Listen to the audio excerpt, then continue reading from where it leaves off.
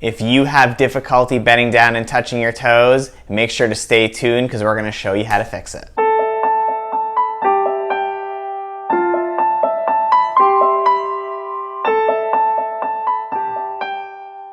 Hey everyone, my name is Dr. David, and in our channel we are devoted to getting you out of pain and by improving your range of motion, improving your strength, improving your movement pattern. If that is something that is of interest to you, definitely make sure you hit the subscribe button and the notification bell so that YouTube notifies you when we post videos every Sunday and Wednesday. Most people believe that they can't touch their toes because of tight hamstrings, right? We've all heard that. Oh, gotta loosen up those hammies. It's all about the hamstrings. But I'm here to tell you that is really not the case. And there are 5 aspects that make up the movement pattern of bending down and touching your toes. And then we're gonna show you 10 exercises of some of the best exercises that I bet you haven't seen before that will help you obtain immediate results. Before we get started with the exercises, make sure you have a pre-test that you bend down and touch your toes and see how far your fingers get to the floor or how far your fingers go down your leg, and mark that so that you can see those immediate improvements once you do some of these exercises. Reason number 1 that you have lost your ability to touch your toes is because of your lumbar range of motion or the movement in your back, in your low back area. It's not just your hamstrings when you bend down and touch your toes, but your low back has to be really flexible, because if it isn't, as great as your hamstring length is, you're still not going to be able to touch your toes. It's a movement pattern, it's not just the hamstrings. Reason number 2 is what's called a posterior and anterior pelvic tilt, which in English means it's your pelvis shifting. When your pelvis is in a certain position, as you see in this picture, it actually lengthens the hamstring muscles. So it's not necessarily that your hamstrings are tight or too short, but because your pelvis is tilted in a certain way, that makes it seem like your hamstrings are tight.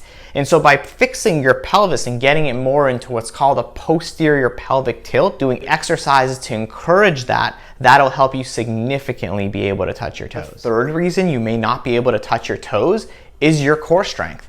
A lot of people, when I passively stretch their hamstring in the practice, they have crazy range of motion, but when they try to actively lengthen their leg, they can't get close to as far because they don't have the core stability to stabilize their trunk and their spine to get their leg to move further and to get their hamstring to work better. Reason number 4 that you may not be able to touch your toes is what's called the posterior hip hinge position.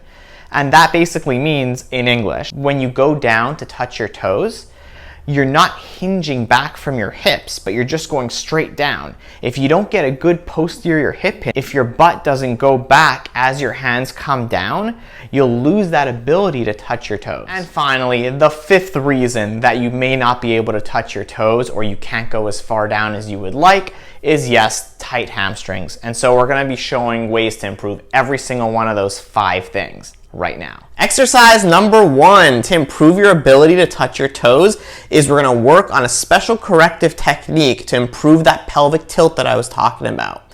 So you can use a belt for this or a stretch out strap, and you're going to come in over here and basically get a good stretch of the hamstring with one leg. Now you may be thinking, well, this is just a typical hamstring stretch, David.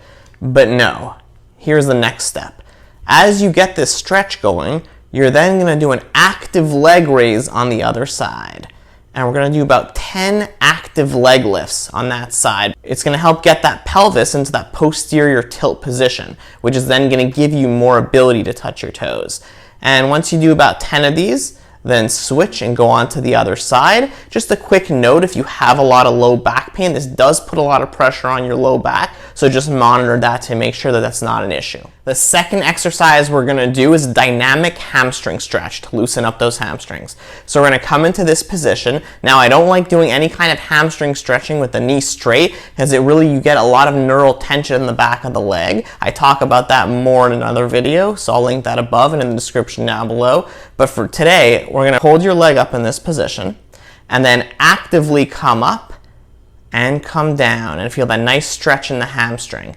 And what I want you to do with your hands is I want you to dig your fingers into the hamstring area so that as you come up, you're getting an active release as you do it. So you're basically breaking up the fascial restrictions in the hamstring muscle as you do this exercise, and just go up and down. So if there's any restrictions in the hamstring, you're basically getting it out as you do it. It's like a good active release technique. And I would do about 20 to 30 of them on each side. And if you feel areas that are really tender, spend a couple of reps doing it just on those areas, and once they loosen up, just go to another area. I've now moved into this half kneel position, and we're going to do a very common yoga stretch, which is called the child's pose. The reason we're doing it is because if you have restrictions in your ability to flex your low back, this is a great stretch to do to work on that. And so I'm going to be sitting back on my heels, bringing my arms all the way straight, and breathing out as I do it. And just really getting those arms all the way straight and keeping my butt on my heels and feeling a nice stretch in the low back. And about 30 to 60 second holds with this a few times to loosen up that low back. Exercise number 4 is to work on that hip hinge that I was talking about. You have to be able to get your butt back in order to bend down and touch your toes, and a great way to start is in this half kneel position. If your knees are painful like this, put a pillow or a soft cushion underneath, and we're going to cross your arms to your shoulders and then hinge back with your no arching and flexing of the back, neutral spine, hinge back. And then squeeze your glutes to come up to neutral. Hinge back and squeeze your glutes to come back to neutral.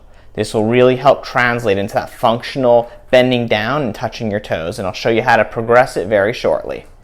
To progress that half kneel hip hinge, we're simply going to do it in a functional pattern, which is standing up. So same thing, arms like this, cross your body and bring the butt back, maintain neutral spine, and squeeze the glutes to come up straight. You can already see how this is going to help you improve your ability to touch your toes by getting your butt all the way back and squeezing all the way up with your glutes. Again, no flexing, no arching, keeping it nice and stable, just working on that posterior hip hinge, squeezing and coming up to neutral. These next group of exercises are really, really cool because we're going to be doing that functional bending down and touching your toes, but with different corrective techniques to improve it. So you'll see how this works. For this first one, I'm going to have a pillow underneath my heels to elevate those heels. So at home you can use a pillow, a cushion, anything that will elevate, even a half foam roller, anything that will elevate the heels. And then while the heels are elevated, I'm just going to simply practice that position of bending down and touching your toes. And we're going to go up and down about 20 to 30 times. And again, trying to work on that same movement pattern with bringing your hip hinge back and letting your low back flex as you're going down and touching your toes. Now we're going to do a tougher variation. So before we had the heels up, now we have the heels down, and you're going to elevate your toes actively. And as you're elevating your toes, you're going to bend down again and touch the floor and touch your toes as they're elevated. So this one's much more difficult, much more of a stretch you're going to get with that. So before heels up and now toes up about 20 to 30 times. We did heels up. We did toes up. Now we are going to engage your core to help you bend down and touch your toes. So as you see here, I have a cushion in between my knees. You can use a pillow or anything that you can squeeze because that will engage your core. And squeezing your knees together, you're going to bend down and touch your toes. And you'll see it's actually much easier when you're squeezing something between your knees as your core gets turned on. Bend down and touch your toes, again about 20 to 30 times. This next exercise is a myofascial stretch. It's a great way to stretch from your neck to your feet in one stretch. It's truly amazing. It's about a 3 to 4 minute stretch in real time. So I'm gonna quicken it up here so that this video doesn't go 30-40 minutes. But this is really one of the best stretches. So here's how we're gonna go. We're gonna be in this long sit position here. Now in this position, breathing is really important with this exercise. Breathing through your nose, 2-second holds, out through your mouth, 4 seconds as you go through this entire stretch. And you're gonna start by just slowly bringing your fingers all the way down. You're gonna bring your fingers all the way down and just let that low back stretch out.